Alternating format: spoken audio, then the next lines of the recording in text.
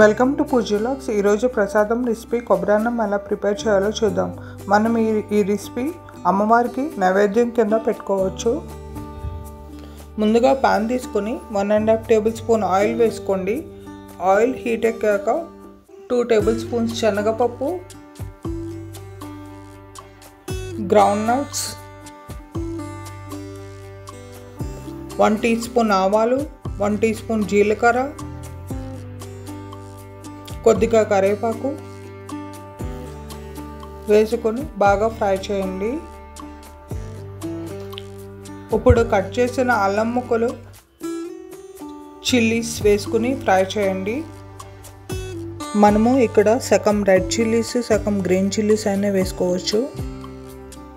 ఇవన్నీ ఫ్రై అయిన తర్వాత 1/2 టీ స్పూన్ ఇంగువ యాడ్ చేసి బాగా మిక్స్ చేసుకోవాలి. 1 కప్పు తురిమిన కొబ్బరి యాడ్ చేసి స్టవ్ లో ఫ్లేమ్లో పెట్టి ఫ్రై చేసుకోవాలి. రుచికి సరిపడినంత ఉప్పు యాడ్ చేసుకుని మిక్స్ చేసుకోండి. బాగా ఫ్రై చేసుకోవాలి. కొబ్బరి కొంచెం కలర్ వచ్చేంత వరకు. ఇప్పుడు కొబ్బరి అయితే ఫ్రై అయింది.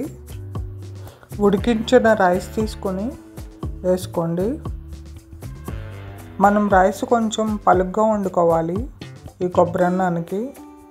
ఇప్పుడు బాగా అంతా మిక్స్ అయ్యేంత వరకు మిక్స్ చేసుకోండి.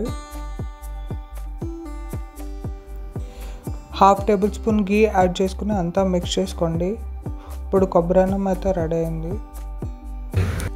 Thanks for watching. Please do like, subscribe to our channel for more videos.